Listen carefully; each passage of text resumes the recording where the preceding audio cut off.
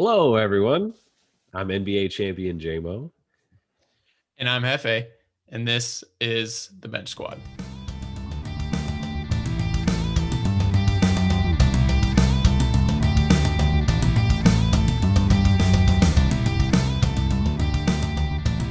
All right, Jefe. I think these folks thought that there was going to be a Blockbuster trade and that the Bench Squad wasn't going to talk about it, but they were wrong. We're here. We're ready to talk about it. Yeah, we're ready to talk about it. Blockbuster trade, no doubt. We obviously are a little removed from it, but I think like me and you wanted to talk about this with a little distance to see kind of how we feel. Also, watch the new assembly of teams, specifically James Harden on the Brooklyn Nets. Any initial thoughts that you have that are coming right at you? Well, yeah, I want to piggyback on what you said a little. We wanted to wait a little to see how he looked, not only in their debut against the Magic and James Harden's debut against the Magic, who, the Magic are underperforming. They've lost 6 in a row. We wanted to wait and see how they played against the Bucks, a real contender in the East. And they played without Kyrie. And, first initial impressions is that James Harden is, as I suspected, very good at basketball. So Yeah, he's very good. I joked about this with you when we watched it yesterday. He was having a down season and not playing that great, and he was still averaging 26 and 11. yeah, So what's gonna that's a happen when down he season. starts? Yeah, like what's he gonna do when he starts trying? And then he comes to Brooklyn looking already better shape than Somehow, he did. some way, whatever that means. Took off the fat suit, I guess. I get maybe he really was wearing a fat suit. It was like, trade me. Look at me. I'm fat. Look at me. I'm fat. You got to get me out of here. Yeah. I don't know. I mean, he looks really happy. And as much as he really put them in a shitty position and, kind of did the franchise dirty like that, it is nice to see somebody happy and, a superstar in this league that's still in their prime actually be able to get an environment where they can thrive again and have a chance to compete for a title. Because, I mean, honestly, even if he stayed in Houston this year, they weren't a competitor like that. They weren't going to beat the Lakers or they weren't the Rockets of the last couple of years. And yeah, they could have convinced themselves. Maybe James could have convinced himself of like, oh, we could do something, but it's nothing like the opportunity he's given right now. So we'll get into the trade. So basically, the Rockets changed James Harden, who's been, with them for the last 8 years. He's been their superstar, and they've done basically everything they can to, ensure his happiness and just to field a good team around him. And, what do they have? They have 2 Western Conference Finals, 3 Western Conference Finalists appearances. with James Harden and KD. No, James Harden on the Rockets during his time. Just, so 2, I think. Just 2. Uh-huh. Well, didn't he play 17 and 18 against the Warriors in the Western Conference? No, one of them was the Spurs. 17 was the Spurs. Oh, yeah, you're right. That was a Kawhi injury. Uh-huh. Well, so, 15. 2 Western Conference Finals appearances. Game 5, Chris Paul hits that, the game winner to set, give them a 3-2 lead, and then they blow it, and that was close as he ever got. But, that team was relevant, and it was the only team to really press the Warriors, outside of maybe the Cavs and LeBron. And, his tenure is over now. So the trade, Brooklyn gets James Harden. Houston trades James Harden for Oladipo from Indiana, gets Dante Exum and Rondi. What's his first name? Rodions. And then Rodion. Yeah. And then they get 4 first rounders and 4 pick swaps, which is Woo! Wow, what a load. They seem to focus more on, the draft capital than a one key player, which Oladipo is a very good player, but is on expiring. And then moving down, Indiana trades Oladipo, gets LeVert, and then Cleveland is the sweetener team. They basically are the team to take the assets that need to get dumped somewhere, and they get Jared Allen and Taurean Prince, who are both solid players. And they just sprinkled in one little first round pick. Yeah, and for Cleveland, I think they're in a weird, like, just give me anything, because right now they have 4 centers. Do I have that wrong? No, you have that correct. And Andre Drummond's playing really well too. So it's crazy that they would go and swoop up Jared Allen. But I mean this league is ever moving. These are not final rosters going into the end of the season by any means. I think Cleveland's going to move one of these centers without a doubt. I don't think Brooklyn's done making moves. And we touched on the first round draft picks thing. I think that was the big seller because in the Chris Paul trade initially they blew it. I mean, they blew all their first round picks for that. And then Yep. when they traded Westbrook, they had to give up a first round for that as well. Yeah, yeah. So they sacrificed a lot of draft capital over the years trying to build a contender around James Harden, and now with him leaving and kind of Daryl Morey putting them in a like tough spot for the next 4 or 5 years, and Daryl was very open about that, like, hey, we were trying to win now, and that was what my goal was. And usually when you do that sort of thing, you kind of deplete it afterwards. So the Rockets really wanted to kind of regroup and kind of just salvage something from trading a superstar, which is usually historically never good for the team that has to trade Yeah. the superstar. But this, yeah, it kind of replenishes that draft capital they've missed out on, or that they traded away the last couple years. So they're not, like the Thunder or the Pelicans sitting here with, every Yeah, first they're round not pick for the next. loaded like that. They're just They're even again, yeah, basically. yeah. It's kind of they kind of almost come out of wash. But 4 first round picks and 4 swaps that are basically 5 or 6 years from now, because anything we know about the NBA is it's ever changing, and you never know who's going to be good 3 years from now, much less 5. Hmm. So, those picks could become valuable, and yeah, it's just really interesting that this is the package they ended up choosing. It's really, funny that the Brooklyn Nets, formerly the New Jersey Nets, not that long ago, we were talking about how they were the most dismantled franchise in the league after they made that blockbuster trade with the Celtics to get Paul Pierce and Yeah, KG. I think They when you think blew about all their first round picks. That was yeah, crazy. and so tell me why you think this trade is probably not the same as that trade. Well, first of all, age, Paul Pierce and KG were late 30s at that time, like Mhm. 36, 37. And I mean, they still had some juice in the tank, but they're not a 32-year-old James Harden coming off a 35 point per game season. I mean, this is James Harden in his prime. I know that he is a little older and maybe a little bit less effective, maybe just an ounce less effective, but I mean, it's an like ounce of 95% of what his MVP is, play exactly. MVP And years. he's So he's 2 or 3 years removed from that MVP season, and he's been a top three, top four MVP candidate since 2015. So this is a guy that you blow it all for. This is a superstar in this league. He's a top 10 player in this league. So that's yeah, that's really what ultimately makes this one different. And then in yeah, addition, you already have another superstar in Kevin Durant next to him. They I think have that's chemistry. I think that's the big piece. Is yeah, like you said, chemistry. Obviously, some history there with the OKC days, back in the early Yep. 2010s. But also, yeah, this trade is not only getting James Harden a superstar, but also doing like making Kevin Durant happy and ensuring that he has a legitimate contender surrounding him. And so, a lot of people will look at, oh well, look at all those assets you just gave up for this. But what could this be for the next 3 years if Kevin Durant and James Harden commit, and not to mention Kyrie, who we'll get to in a little bit. But yeah, this trade definitely doesn't feel like the Nets last blockbuster No. trade with Kevin Durant and Paul Pierce, because yeah, like you said, it was aging and it seemed kind of silly the second it happened. Immediately. And it was a really smart move on Danny Ainge's part to get rid of the Paul Pierce and KG deal, to just blow it up and let's run it back with, let's get some draft picks, let's get it going. With this, it's you have two superstars already, one guaranteed superstar in KD, Kyrie question mark, but still superstar talent. And you have all these, assets that are just kind of, sitting. You're not really sure what the fit is, and you see a big juicy superstar like James Harden on the market. You got to send it. You got to give everything you can, especially when Kevin Yeah. Durant, your franchise players, in your ear, like, hey, that's my boy. We have And chemistry. We he's in play his together. prime, and he's 33. I think he's 33 now. Yeah. Yeah, so he's already showed that he's kind of almost exactly where he was before, and some people are kind of being crazy and saying he's better than ever. And I think he's very good, and I think he's exactly where he was. I I don't just know if think we all he's kind of better. forgot because he took some Yeah, time off. yeah, no, he was on top of the world, so he beat LeBron like back to back. So I don't know. Yeah.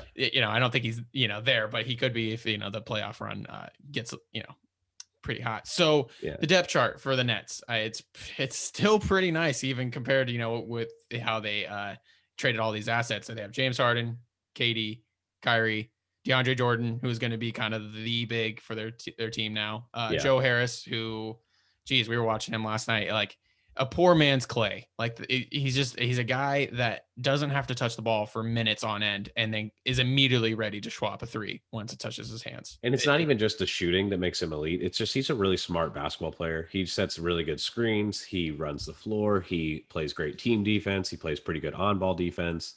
and he's just his timing and his spacing and his awareness. They're all just really high level. Somebody that Yeah. you just love to have on your team, especially somebody when you have superstars like James Harden and KD, because you have to know where Joe Harris is on the court. Yeah. And then you still have to guard these guys. It's just that offense is just going to be unbelievably high powered. It's going to be Yeah. unreal. So they got that top five, and then off their bench they got Jeff Green, Spencer Dinwiddie, who should be back, and then Landry Shamet, Timothy Labarue, Cabaret, and Bruce Brown. So, solid guys that you can bring off the bench. Just role players, yeah. Yeah, and I just the fact that they still have this kind of like 7-8 man rotation after this trade, and then you're pairing, James Harden and Kevin Durant and Kyrie Irving. That is the big three in the league now. There isn't anything that's kind of comes close to it. No, not even close. And this might be one of the best big threes of all time when it's all said and done. I mean, these three cats together could average like 85 a game, just the three of them, pretty easily. I mean, James Harden and KD both averaged over 30 most seasons for the last 5-6 years now. And then Kyrie's a 25-point per game scorer for his career, too. It's just. So the ceiling is one of the most high powered offenses of all time. That is the ceiling of this team. But Jmo, there is only one ball. Tell me where your mind is of how this is going to work. I don't know. With the Kyrie thing is the biggest question mark, and he's one of the It is the most biggest difficult question mark. players to predict and to kind of understand in this league. I've been trying a lot lately. I try to like read into everything.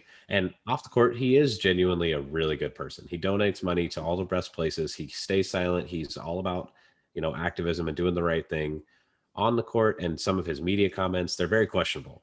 His chemistry issues, his, in and out mood swings, whatever you want to call them. See, I'm all here for kind of calling out the system and kind of like showing everyone their hand of like, hey, this is not right, or I don't think this is the way we should do things. That's totally okay.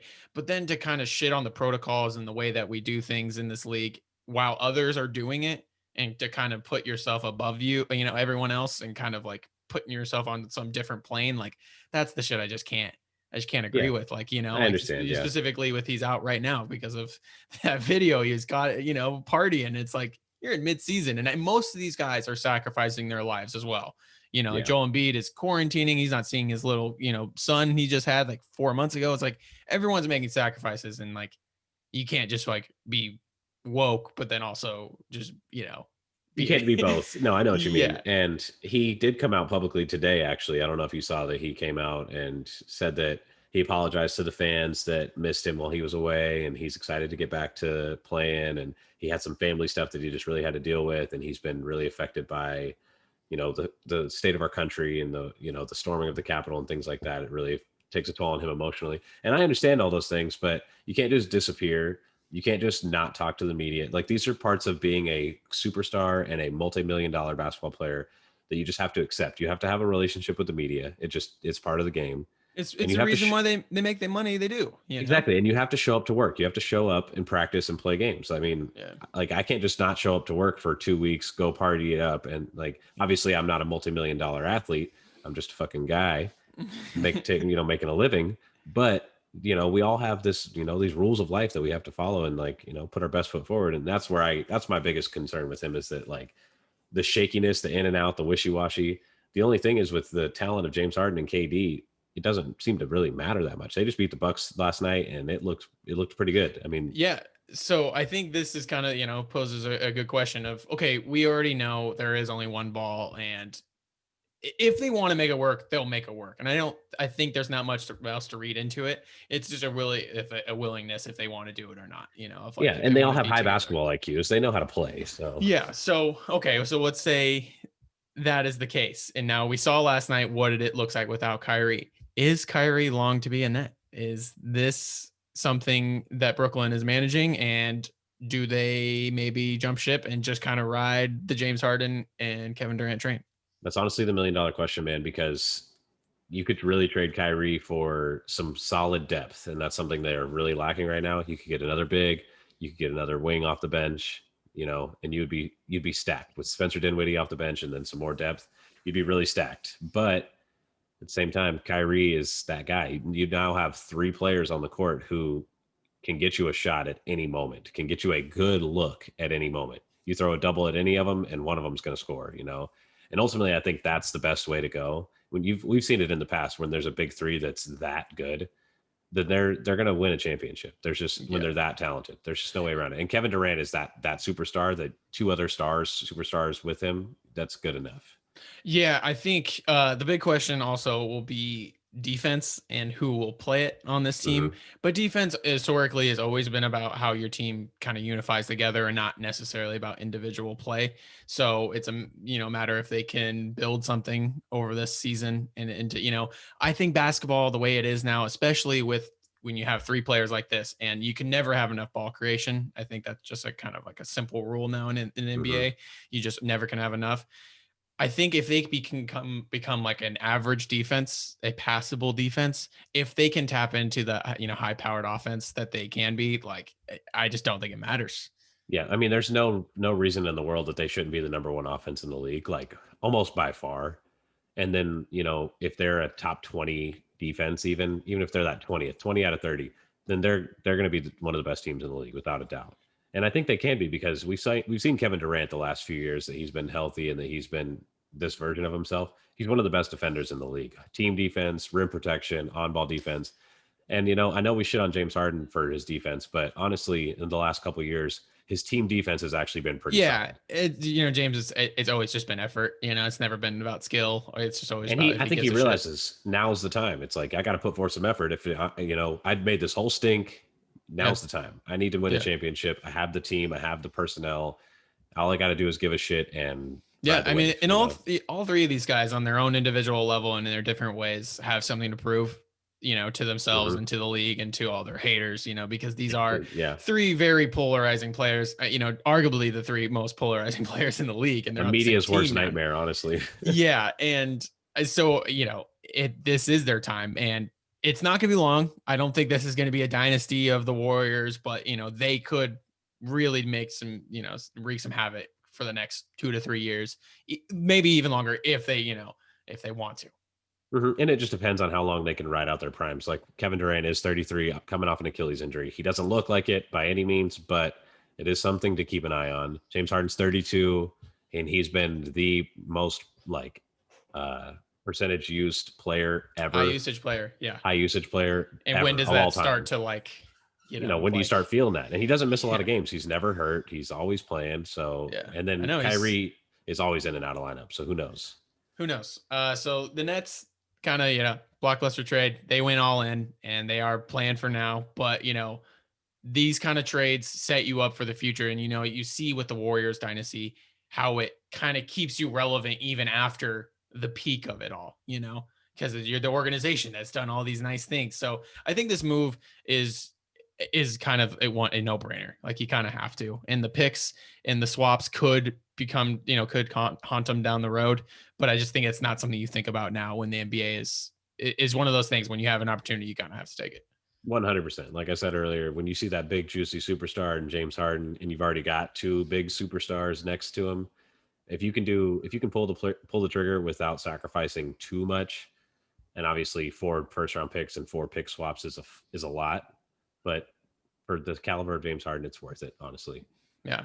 So we thought they were probably the favorites in the East kind of before, especially when they were full strength. At least top Uh, three. and now it feels like, yeah, they're the favorite with James Harden and Kevin Durant. It's just like we watched last night against the Bucks. If they can beat that team when they were full strength, they had everybody. If they can beat everybody, or that team with just the two guys on their first couple of games together and just kind of throwing it together, and they figuring it out right away. I don't know. Just seems like they are the favorite moving Might forward. seem like it's in the East, yeah, for sure. Even overall, like they're the number one team that gives me fear as a Laker fan, Yeah. honestly. Oh yeah, Kevin So Durant. Kevin Durant, bro, exactly. And even James Harden is always just giving me nightmares about trying to guard him. I don't know who we're gonna put on him. It's just gonna be tough. Yeah. So the other team that was in the running was to get the James Harden. The big sweepstakes was Hefe's own Philadelphia 76ers. It sounded like up until the very moment that Philly was going to be the one to get it. I'd heard rumors that even Ben Simmons and Matisse Steibel's agents had been contacted and said, Yeah, there "Hey, was some rumors that came out. this is what's Uh happening." So, yeah, thoughts? well, I am conflicted. I love Benny, and he's the process, legend. He is the one that the process was for him and Joel. Like, the reason we did the process are for two special players like that. But Mhm. also trading Ben Simmons, who will never be an elite offensive player in the way of most top 10 players are. He will never be any of that. To trade him and to get a superstar like James Harden, that opportunity doesn't come along often. And it it's just one of those things. I felt conflicted as a fan of what I wanted, but it just seems like that was the highest value you were going to get for Simmons. And now moving forward, I don't know what value you would get for Simmons. And do you even try and trade him at this point, or I mean, do you No, just I ride the yeah, I wave? think well, so Daryl, I think Daryl realistically, Daryl Morey did not want to just throw away all of his assets just for James Harden, who he already has a history with back in Houston. He knows who he is. He knows what he's capable of. He knows what he's worth. Daryl Morey, that one thing you can say about him is he's always knows the market. He knows who's worth what and what is too much. He knew that Russell trade was bad the second he did it, but there was obviously some pressure from up above that kind of made him do that trade anyways. But yeah, so the Sixers, they don't get James Harden. Now they're kind of staying pat with the team they have. Maybe Mhm. some trades will be made, but I just don't know if you trade Simmons, you want to get somebody established like James Harden, or maybe go a step below and get Bradley Beal. But I don't know if Simmons wasn't enough to get James Harden, is he enough to get others? I don't know how this impacts his value moving forward around the You league. would have to package. Unfortunately, you'd have to package one of your really solid guards that you're rocking with, Tyrese Maxey or Shake Milton. They're both having really great seasons, and they're both kind of those prototypical guards of the league now that, they need to be able to handle the ball, get to the rim, play make, shoot, be able to do all those things offensively. And you have two of them now. So unfortunately, if you wanted to get a caliber player like Bradley Beal, I feel like, obviously Ben Simmons is going to be one of the key points. But then why would the Wizards want to pair Ben Simmons with Russell Westbrook? That makes me want to throw up everywhere. Yeah, exactly. And so that's my point is I think Daryl was probably assessing it and he was like, why would I give up all my assets? Because okay, Joel Embiid and James Harden, it definitely competes with LeBron and AD as a duo. And that's Yeah. definitely, especially just the pure, like, it's like Kobe and Shaq. It's an elite perimeter player with an elite dominant big man. Hmm. We haven't seen that since the Kobe and Shaq days. And I think that would be a dominant tandem. But if you're giving up all your assets and you're giving up all the things that would make a team around them, I don't know how realistic that was. And I bet you the Daryl Morey and Tillman Fertitta, just that whole, that tension between them, I think that probably ultimately is why the Nets kind of steered the other way and said, screw it, I'd rather have draft capital, maybe see what Oladipo is than trade for Simmons, which is another thing to think about. I feel like trading for Simmons in that role or in that aspect, if you're Houston, it feels like you would be kind of like all in on Simmons, right? And you would be building around him. But if you look at their current roster with Christian Wood and John Wall, it just that doesn't seem to make sense for them.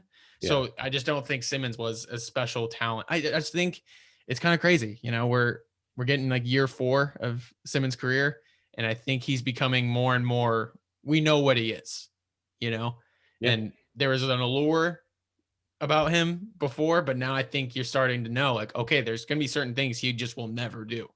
Yeah. And It's I just think not in his game.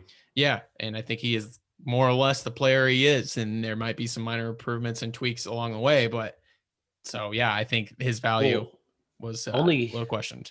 yeah, I mean, it is. I understand that. But only casuals think that he's not good because the way he impacts the game is second to none nearly. I mean, his deflections and his on ball defense, his awareness, his rebounding, his ability to push the tempo and control the tempo, his playmaking, these are all So, next level. yeah, and that's why I was conflicted because Ben Simmons, regardless of how you want to think about him as an offensive player and his polarizing inability or unwillingness to shoot the ball, I get that. But if you watch him, he does everything else that you want to play winning basketball. Yeah, like you said, deflections, smart screens, good passing, aggressive in the fast break, an elite defender, one of the most disruptive defenders in the league.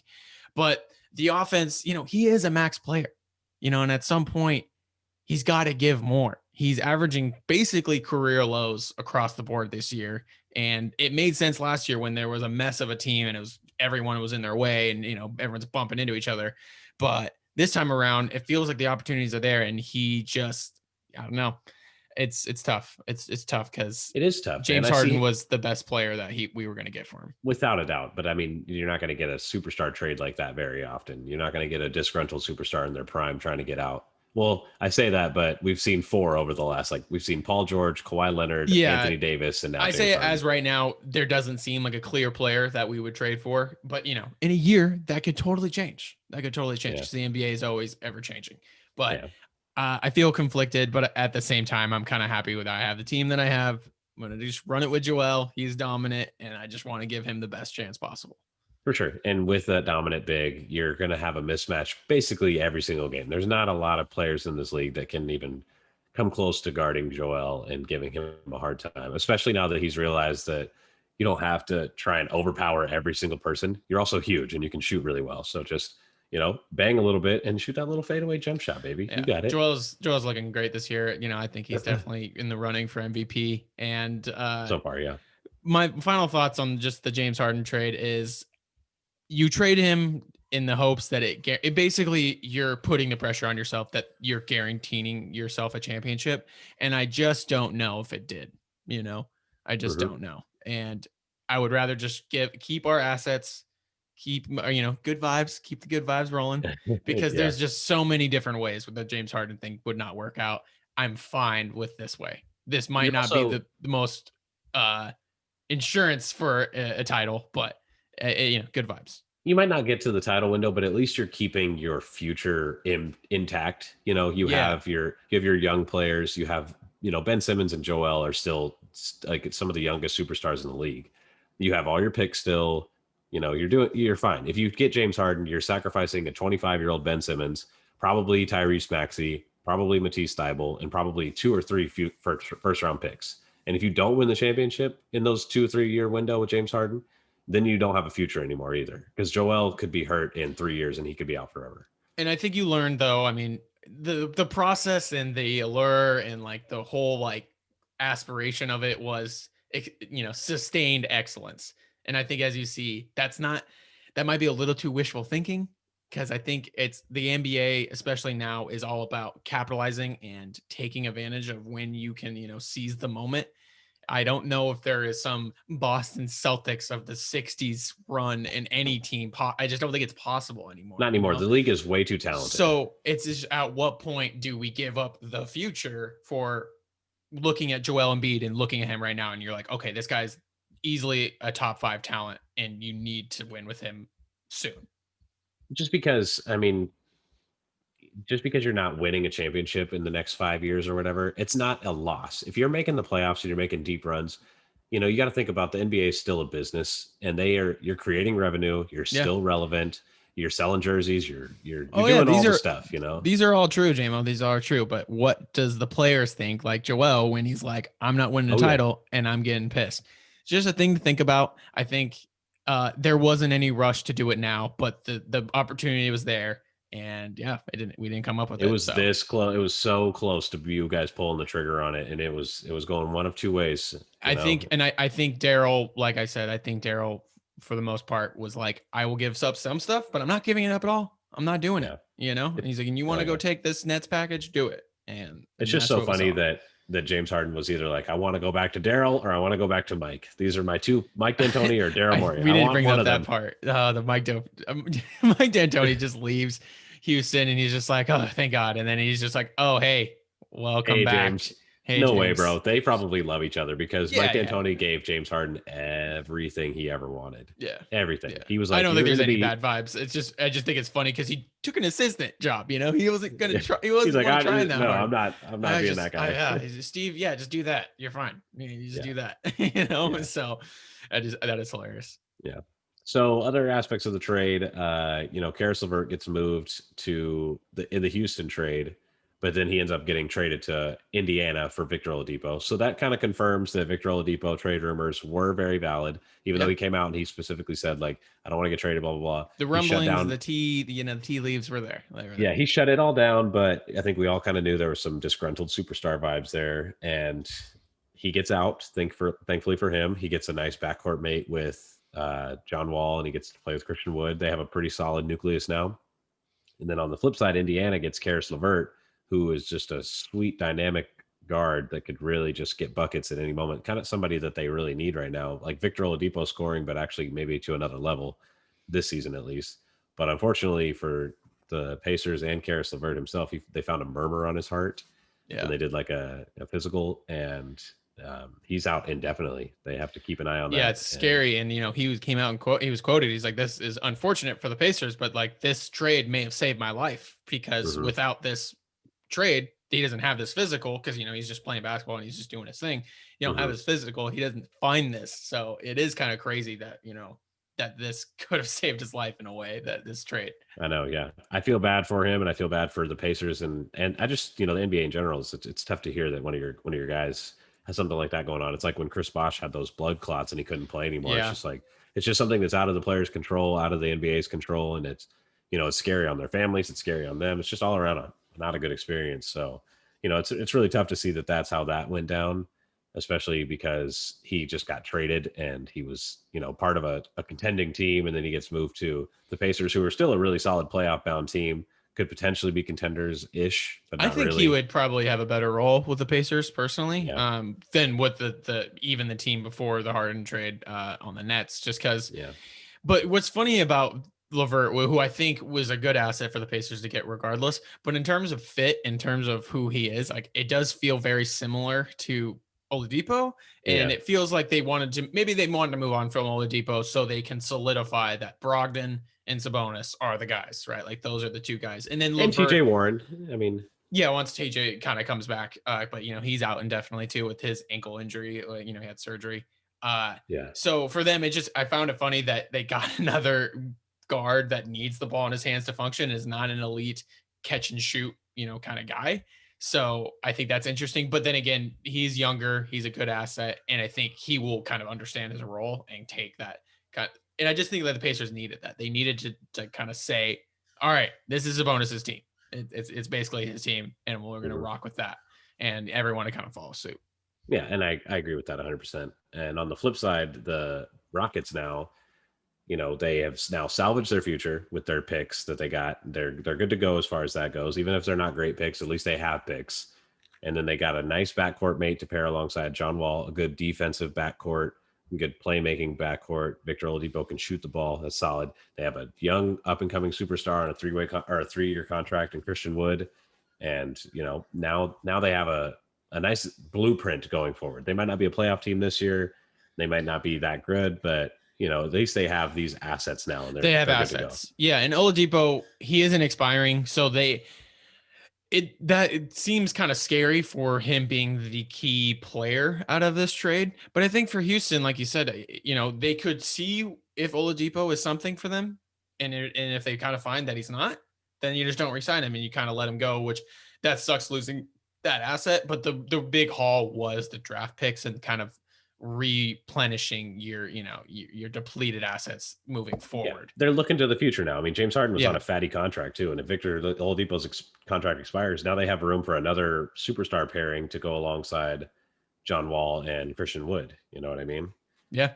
And well, Oladipo had a big debut for them. He had 32 in the first game. So, if he is something and it kind of looks good next to John Wall and Christian Wood, I think maybe they just re-sign him and they sign him the max. I don't know. I don't Hmm. know what they do because, keeping the assets always a good thing too. And I think you're learning in the NBA that no contract is unmovable, even if it seems unmovable. Like All the John most Wall unmoved, yeah, and all Al Russell Horford, Westbrook yeah, and all Al of them have been, Horford. yeah, they have all been traded in the last year. Like Yeah, so, I know. I was going it's to say, like, there's a ton of contracts that we have had conversations where, like, there's just no way anybody's going to want to pick up that contract. Oh, I actually have one that is untradeable. Otto Porter, that 28 one's, million, yeah, that one's pretty bad. 28 million a year, bro. And it's still like 3 more years, right? 2 more years, I think two more. And at then honestly, least two the more.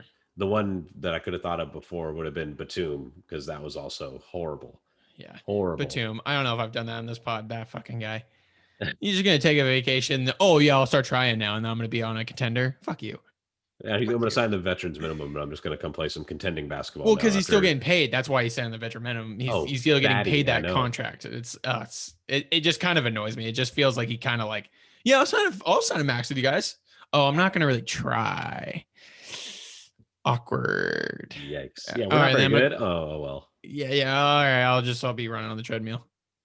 Catch me getting my 30 mil. Oh, Fuck. wait. His agent's like, oh, wait, the Clippers called, bro. You want to? He's like, oh, yeah, sorry. I gotta go. I'm just Oh, yeah, gonna go play in LA. I'm gonna try now.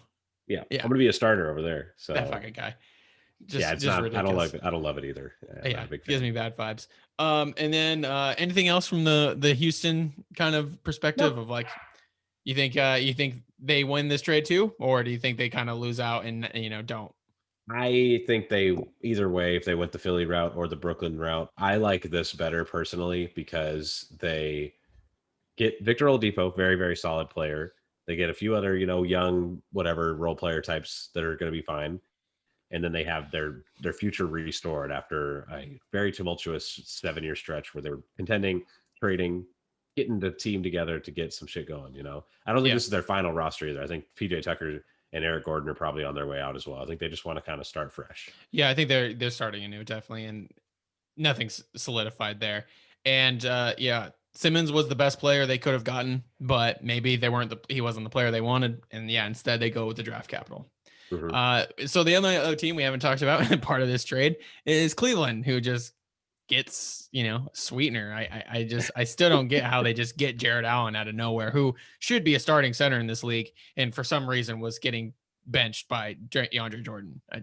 I don't know either. Every time Jared Allen played, I was like, this guy is very solid. He knows what he's doing. He's a very good center. Very He's big, been very better than athletic. DeAndre has been for 3 years. It's DeAndre's reputation at this point, man. And I think that these Yeah, boys with KD yeah. and And he's looked Kyrie, solid. I'm not here to shit on DeAndre. I just like, damn, Jared Allen getting no love. Now he's just getting sent to fucking Cleveland to be the fourth center for them. It's just like shit. I don't know, come off the bench behind Andre Drummond. It went from DeAndre Jordan to Andre Drummond. It's just like, and imagine those practices. He's always banging bodies with these freaking bigs, dude. Like that's tough. Yeah, it's tough life. I know, but it is crazy that Cleveland literally just snuck one little first round draft pick in there and they came out with two serviceable role players. Yeah. But like I said at the beginning of the pod, there's still going to be some movement from them. I don't know if it's going to be Jared Allen. I don't know if it's going to be Andre Drummond. I don't know what it's going to be, but I don't see them keeping four centers on their roster. No, I think like I said, asset building for Cleveland, and then they'll because like if you're not gonna be good, might as well just like get assets, and who cares about the fit? You'll figure it out later, and you'll be able to turn something and turn those assets into something else later. Mhm. Yeah, Something I don't more have much valuable. on the Cavs other than that. I mean, they're still just Oh, in the I just thought it rebuild. was funny that they have a fourth Yeah. center and Jared Allen. He could be their center of the future, but it just feels like damn, Jared Allen's just getting traded for nothing. Like that just I don't know, that just blows my mind. But he is a part of a blockbuster trade. So. Yeah. So one question before we leave, I'm gonna hit you. Do the Nets win a championship with James Harden on their team? I would Yes or say no? yes because they have Kevin Durant. If Kevin Durant looks like the way he is, then James Harden's not the best player. He doesn't have to be, and that's always been the thing. Yeah. And if Kevin Durant is your best player and you have James Harden next to him, that team should win a championship. A Nets Lakers finals would be juicy as fuck, and So fucking juicy.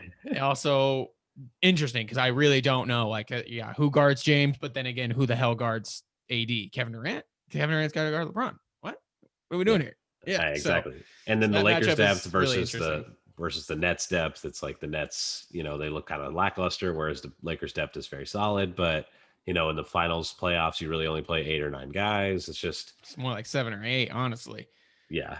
So I mean, the Lakers played 9 last year. That's kind of what I was going off of. They consistently played 9. So yeah, we'll see. It's just who knows. I'm gonna say yes as well, though. I could see it being as soon as this year. It's a failure if they don't. I mean, it is kind of championship or bust, mostly because of the talent. And it's like we said, if they want to and they kind of put their minds to it and kind of accept their roles and all that stuff, and they be the high-powered offense they should be, yeah, this team should win a championship, no doubt.